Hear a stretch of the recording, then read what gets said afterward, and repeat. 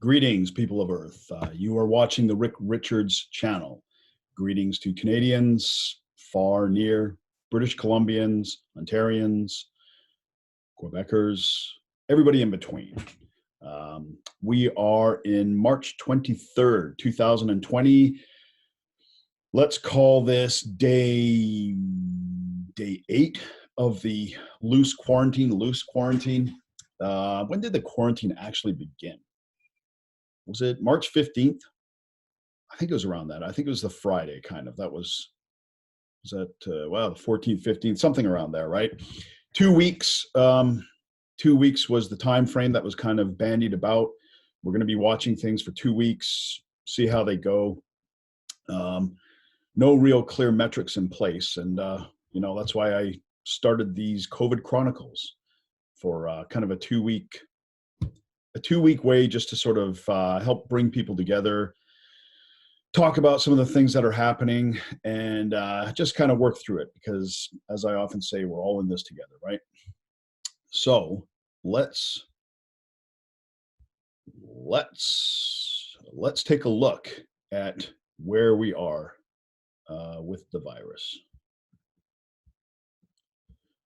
Okay, as of this morning, and bear in mind, different countries have different times of reporting.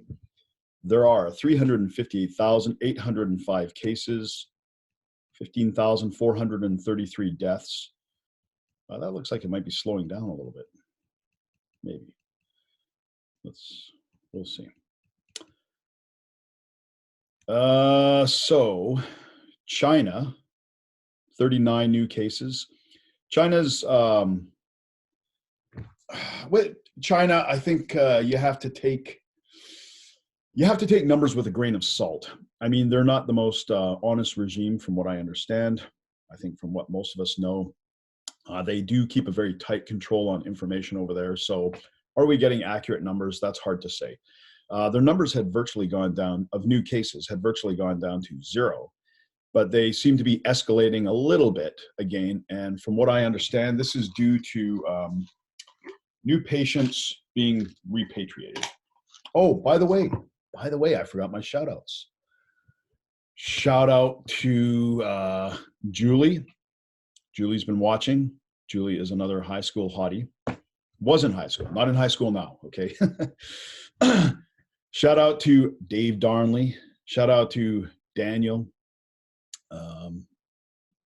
Shout out to Jixer. I know he's watching. Terry McLean and the Power Junkie. And Comical Canadian. I have some bot that likes to comment on every video. And you know what? In these kind of isolated times, you get attracted and connected to bots. And, you build up a friendship with bots. That's how far things have sunk. So anyways, back to the numbers.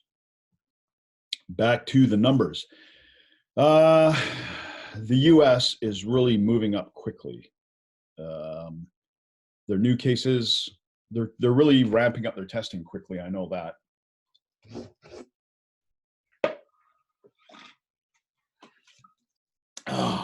Shout out again to McDonald's for keeping the coffee line open, because I'm a guy that likes to get my coffee on the outside. Having said that, I will follow all the appropriate rules and measures. I have a coffee making machine at home. I will use that if I must, okay? Germany, still a very low death count. It's gone up by 21 though, so I mean, that's significant.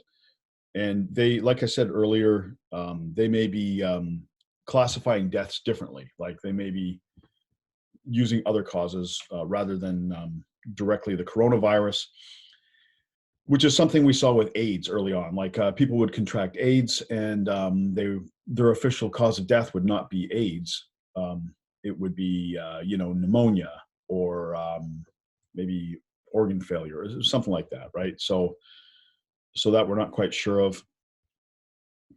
The UK doesn't look too bad. It looks like things are going at a reasonable pace here. Scroll down and see if there's anything. Canada, we're at 1,563. 21 deaths, one new death. Now, here's an interesting case. Japan. Japan was hit very early in this process, and they have gotten a really tight control on things. They 1,100 cases, no new cases that they've reported yet. Maybe they just haven't reported, but nevertheless, only 41 total deaths. That's a very low number, or should I say a reasonable number. And Japan is, many people may not be aware of this, but Japan has one of the oldest populations in the world. I think Japan actually sells more diapers to seniors than it does to babies now. That's how old their population is. And I'm not even joking. That's the truth. Speaking of diapers and wipes and accessories like that, I have one brief interlude to share with everybody. I was at a store on the weekend, just yesterday actually, and it was a Shoppers Drug Mart, and I was walking down one of the aisles, and I noticed a man pushing a cart. He had an entire, you know how Shoppers, they have kind of like a small cart. He had an entire cart full of toilet paper, tissues, I think wet wipes and stuff like that in there. So I stopped him and I said, look, yeah, I just had enough, right? I just recently looked at that story of people hoarding, and it was just, I don't know, something went off. So I said, look, man, think about what you're doing here. How can you be so goddamn selfish? I said, there's people out there that haven't even gotten one of these things. Now what, you're gonna go run out there and sell this on Amazon? What, you're gonna make $10 a roll of toilet paper? This is your big fortune? You're gonna make money at people's expense? You know, people are gonna suffer because of you, asshole. And he just stood there with a blank look on his face. And I berated him, and a crowd started to form. And then he said, if you're finished, sir, I have to get back to stocking the shelves. Man, did I feel like an idiot. So it just goes to show you, things aren't always as they seem, right? Anyways, let's go back to this. There's one other country I wanted to take a little bit of a deep dive in. Well, Iceland. Where is Hong Kong? Hong Kong. So Hong Kong has done a really excellent job. You know, obviously, Hong Kong has more traffic with mainland China than I would guess any other place in the world. And they've only got 356 cases and only 4 deaths. So this is what I would like to see. I would like to see our media, you know, instead of doing stories about toilet paper being sold out and people hoarding water or whatever, I would like to see them do some stories on countries that are managing these things successfully. I mean, one of the advantages that we have now that we haven't had in years past, like yesterday I'd mentioned the Asian flu, official name, not my words. The Hong Kong flu, again, official name, not my words. They were very devastating. You know, the Asian flu, for example, killed almost 70,000 people in the United States, way more than this COVID so far. But one thing they didn't have is they didn't have as much access to other countries to find out what they're doing. Like, we know there's been some focus on Italy, of course, and Italy has been devastated by this. But what about some of the other countries that are managing it really well? Germany, for example, I've mentioned they classify deaths in a different way, but are they, you know, is there a medical procedure that's helping people stay alive? Japan, what has Japan done? Japan and Hong Kong are both right on the border, very close to China, and they get a lot of traffic from China, right? So what have they done? What's going on in Hong Kong, right? So that's what we need to do. We need to see what's going on in other countries and take a closer look. So one other thing I wanted to get in here is to see which demographic is being particularly affected. So,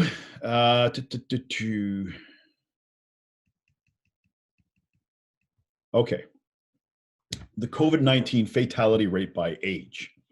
This is the death rate. This is the probability of dying if you are infected by the virus. This probability differs a great deal depending on the age group. So, um, 80 plus years. Well, first of all, let's look at the good news. 0 to 9 years old, no fatalities. No fatalities. Now, to me, that is very, very significant. Why are we not looking into why that is? I haven't heard any. Maybe I'm missing a lot of these stories, but I've been tracking this stuff pretty closely, and I really haven't heard any good reasons on why young people are virtually immune to this. Now, maybe they're not. Maybe it just takes longer. Maybe things need to work through their system. Maybe they just have stronger immune systems. But I mean, typically when the flu strikes, it affects the very young and the very old, right? And people with compromised immune systems. So the fact that the 0 to 9, there's no fatalities. And let's face it, the 0 to 9, that's the group that would have the most, let's call it unsanitized contact, right? I mean, anybody that has a kid knows that they touch everything. They touch everything with their grimy little hands. And I mean, you got to make them wash their hands, right? They're not particularly good at that. They touch surfaces, they eat, and they got their, they're all over the place, right?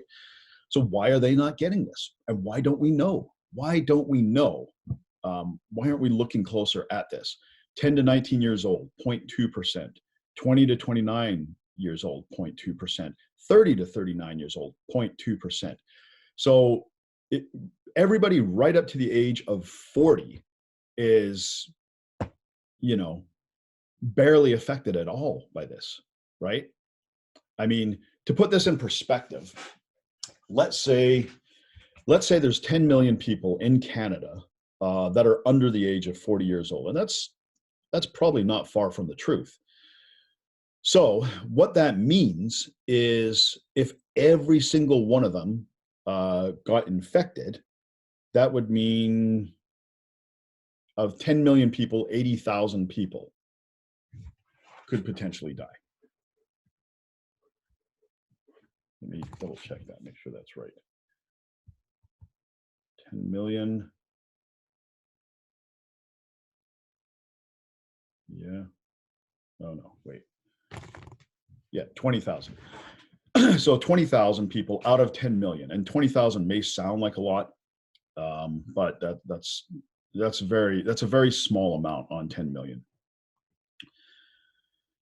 And I mean, even right up to 49 years old, even right up to 50. Like, I mean, so these are some of the things we have to consider. Here's what I think, and I want to make it clear that with all the measures that are being taken globally, okay, I'm on board, right? I'm not happy about it, but I'm on board. My philosophy is, you know what, if there's something serious, then let's do everything we can before it becomes a global catastrophe, right? Before 100 million people are dead. Let's do everything we can to stop it right in its tracks, right? But I really want to see some clear metrics in place, right? I want to know what's going on, and I want to know how long we have to do this for, and I want to know what we should be looking for.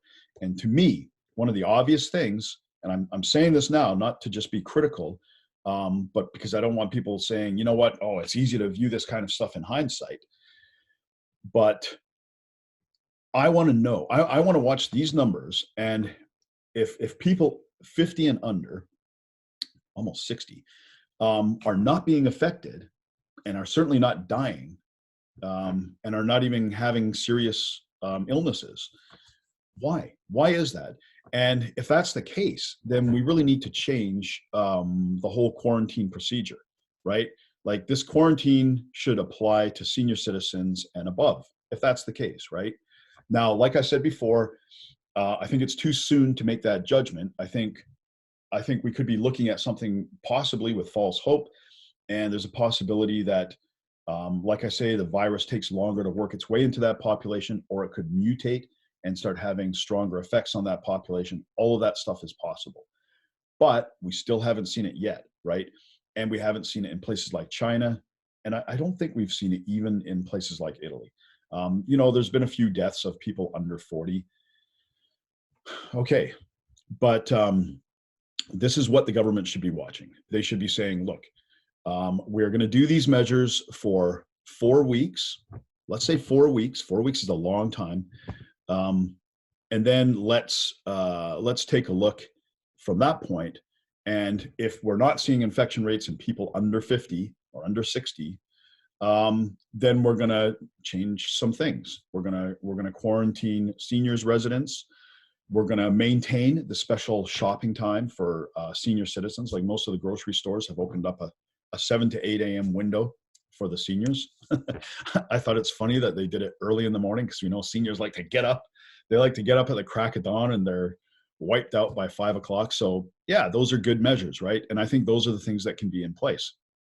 And the news came out, I think it was last night, that the Canadian Olympic team is canceling. They're canceling their appearance at the 2020 Olympics. And I was pretty disappointed to hear this, not just for my own pure entertainment, but first of all, I think that's too soon to make that judgment. Why do you have to be the first country to come out and say you're doing this? Second, as we've just seen, 90% of the athletes on the Canadian Olympic team would be under 30 years old, I would imagine. So they have virtually no chance of dying from this, right? Third, how hard is it to quarantine an Olympic team? There's what is there? Maybe 200 members on an Olympic team, and that would be the biggest team. Most of the Olympic teams would have, probably between 40 and 80 members. So that's one flight. They're staying in an Olympic village, easy enough to quarantine. Let them know that they have to sign a waiver that 2 weeks after they return, they're going to be in quarantine again.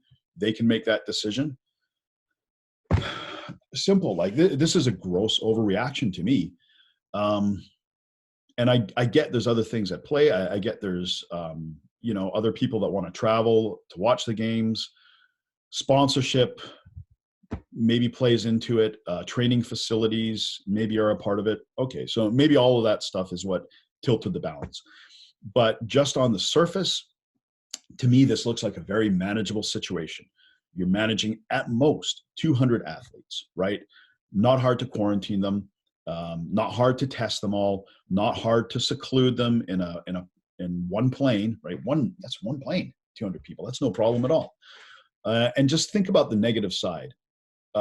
First of all, I think people are starting to get demoralized with this quarantine and this isolation. So I think an event like this, I think it can start rejuvenating people's spirits, right? And not to mention the athletes. Like, how many years have these guys worked for this opportunity? And you know what? Postponing the games, that will work for some people, but not all of them. Like you can't maintain a peak forever. A lot of them. Some of them were marginal to begin with. Some of them will have life get in the way. Like they've postponed. To get that high level of athleticism and to reach a level like that in an amateur sport, especially, you have to put a lot of your life on hold, right? Now they've had to put this on hold. So I think that was a hasty decision. Let me just go on record right now and say, I think they jumped the gun on that. Okay. But yeah, I know, safety first. So back to our numbers. Okay. So we've seen here that so far, pending new information coming in, that you are extremely safe if you're even under the age of 60. It's not even till you get up to about 70 that you really, I think, have to be much more concerned. Sex ratio, probability of dying if infected by the virus. This probability differs depending on sex. When reading these numbers, it must be taken into account that smoking in China is much more prevalent among males, and smoking increases the risk of respiratory complications. Okay, so we do have a qualifier in there. Men thus far have been more likely to die than women. And men are more likely to smoke, which makes them more vulnerable. So if you're smoking and you're obese and you have heart problems, you know, you're a little bit more likely to die. But you can see of all cases, 2.8% are the deaths. Men are at 4.7%, and women are at 1.7%. And in actual confirmed cases, women are at 2.8% and men are at 4.7%. So men are nearly twice as likely to die. So, hey, men. Hey, ladies. It's funny because I read an article just the other day in, who was it? I can't remember who it was. And the title of the subtitle of the article was, "The real victims of the coronavirus are women." The real burden of the coronavirus falls on women. I'm like, oh, maybe not so much. Maybe old men are the ones that are really getting wiped out here. So finally, comorbidity. And one term you will hear a lot of is underlying conditions. And what underlying conditions is, this means that anybody that gets sick, if they have compromised health in another form, that makes them much more likely to get sick because they have a weakened immune system, and it makes them much more likely to die if they do get sick. So, and these numbers are fairly significant. Almost anybody that you see, particularly under the age of 70, that has died, has had underlying medical conditions. So we can see cardiovascular disease is the big one. And that's interesting that it would be cardiovascular disease. Diabetes is another one. So, you know what, America, just looking at this, you can see why America would have a really high death rate, because all of these are prevalent in the United States in very large numbers, much larger than they would be in China. Cardiovascular disease, diabetes, chronic respiratory disease, I think that would be asthma, hypertension, that's high blood pressure, and cancer. And I would think that you could probably add some other things in there like AIDS. And so people with no pre-existing conditions, the overall death rate is 0.9%.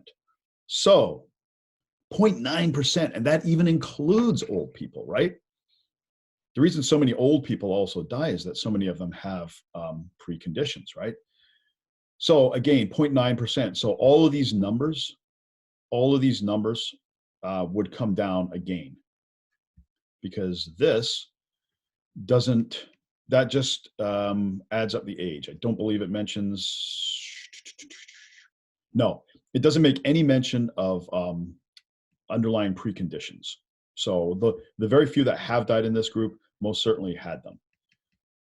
So again, how good does it look canceling the Olympics now, right? Okay, so that's the deep dive today for that. Let's take a look at Canada. So overall in Canada, we have 1,510 cases now. 20 people have died. British Columbia, 424 cases. That hasn't changed, I don't think, since last night, since yesterday. Maybe we'll get an update later today, but I'd say that's pretty good news. Deaths, only 10. Ontario has surged into the lead again at 503 cases, only 5 deaths. Alberta, 259. Saskatchewan, 33. Nova Scotia, 28. Nova Scotia has put their province under, I guess, lockdown. They're screening people coming into the province, and I don't mean medically screening. I think they're just trying to limit the flow of people. Northwest Territories still has 1.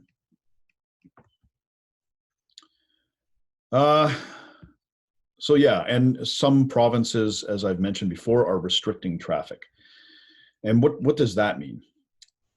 Uh, One thing you may have heard being talked about is the Federal Emergencies Act. And before the Federal Emergencies Act is called, and this could be coming soon.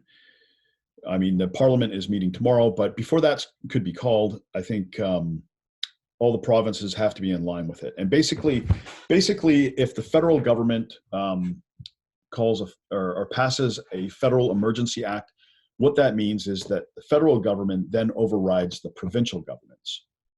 So everything essentially is going through the federal government at that point.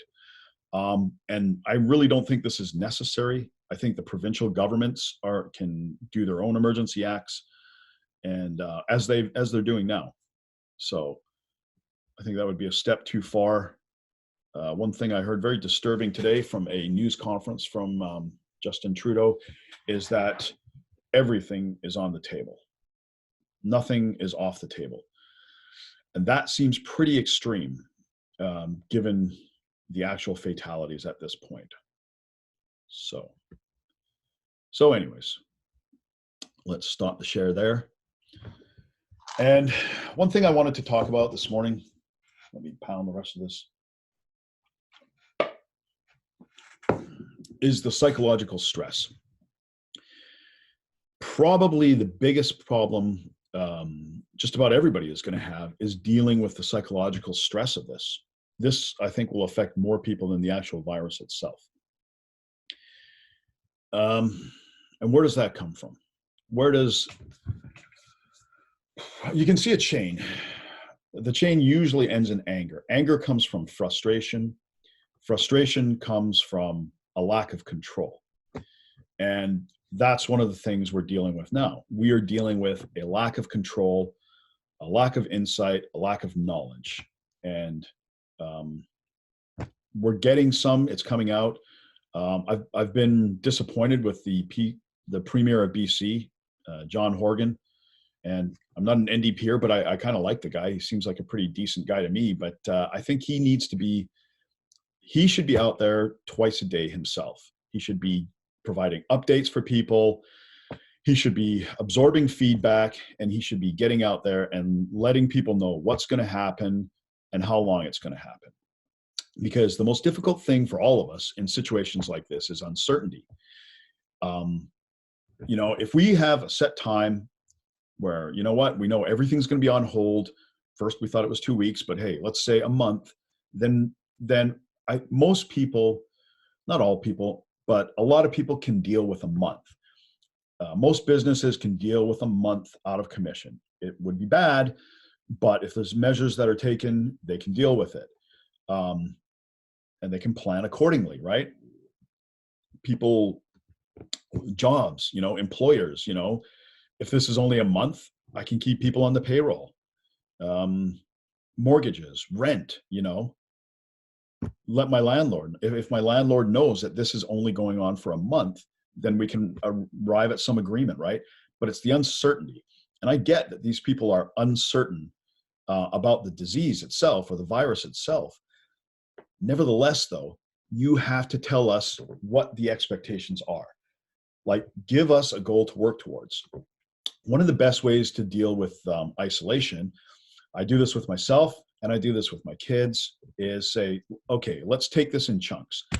Let's take this in a 2-week chunk and say, we're going to be isolated for 2 weeks. We're not going to get to do the activities that we're used to doing or that we want to do. But what can we do in 2 weeks? Let's find something different. If you can do 20 push-ups, see if you can add 1 push-up a day and see if you can do 34 push-ups or 34 chin-ups or whatever it is at the end of 2 weeks. That's one of the goals I help my son arrive at. Let's do a video cast twice a day for 2 weeks. Let's organize our bookkeeping. Let's use the opportunity to start a home exercise routine. Let me clean up my diet. Let me read a book that I haven't read a book in 2 years because I've been too busy. Let's do that. let's educate ourselves on something. Let's learn a different language, or let's learn how to say hello or something like that in a different language. So essentially what I'm saying here is it's going to be we have to deal with uncertainty. Um, so in a situation like this, there's a lot of things that are beyond your control. And the worst thing you can do is worry about things that are beyond your control. You know, I was stressed out at the beginning of this too. I was extremely stressed out, but I'm older now, right? And you know what? I have learned over the years that, you know what, man, I can't control the fucking seasons. I can't control the tide coming in and tide coming out. I can't control the planets. There is a lot of stuff I can't control, right? And it sucks to have that feeling, that lack of control, right? Especially, you know, if things are going well with a business or a job or whatever it is, right? And then that control is taken away from you. So it's very easy to get demoralized in that situation. And the best thing you can do is pivot towards things that you can control. You can control your own behavior over the next 2 weeks. You can control, by and large, still what you're going to eat. You can control how much exercise you're going to get. You can control what you choose to educate yourself on, what information you choose to absorb. So that would be my advice. I would say, listen, let's take this in chunks. Let's take this in 2 week chunks and say, okay, for the next 2 weeks, I'm going to set some goals that I can exert some control over, and I'm going to improve my life in a positive way. There may be a lot of external negative things that are going to happen to me, but I know that this one thing will be better, or I know that I can control this, and I'm going to make these changes that will improve my life. And so when things do return to normal, hopefully they do, then you know you're going to be in a better place. It gives you something to focus on. It gives you a distraction. Just sitting around and waiting for bombs to drop on your life. It's not a good situation, right? So I know a lot of people are going through a lot of psychological stress. And one other thing you can take comfort in it is almost all of us are going through this with you, right? You're not alone. A lot of us are going to feel lonely, demoralized, frustrated, anxious about paying bills, anxious about careers, anxious about relationships. We're all going to go through that, right? And you know what? Talk to people. Communication is better than it's ever been, right? You can, you know, ask people how they're going. You know what? There's a great opportunity for all of us to enjoy some of the more simple things in life, right? Like just enjoy conversations, have good conversations with people, you know, move a little bit, exercise, get the blood flowing through you, do things that you haven't done in a long time, make things, you know, try to cook. Like, I mean, that's a great way to, you know, it's a great way to stretch your budget, you know, stock up on things like flour and bake things, right? Knit things, sew things, you know, decorate your house, do your yard work. There's a lot of things you can really do, and you have a perfect opportunity. How many times in your life have you thought to yourself, damn, I really wish I could do this. I just fucking don't have the time for it. Well, now you do, right? A lot of us do. And, you know, spare a thought for those of us that don't, because for all of us that are sitting there with anxiety and uncertainty, there's other people that have to go to work that are working harder than they have ever worked before. And they're getting exhausted and they're getting overwhelmed, right? So let's spare a thought for them. And let's just take control of our lives and take control of the things that we can control, right? And do that. So I'm going to leave it on that positive message. Like I say, hit subscribe on this. I'm going to keep the updates coming. Give me a like, give me comments. I got more free time, so I like to respond to the comments, even from Terry. Terry leaves a lot of crude ones, but that's okay. We love you, Terry. And remember, like I said, we're not alone. We're all in this together, and we're all going to get out of this together.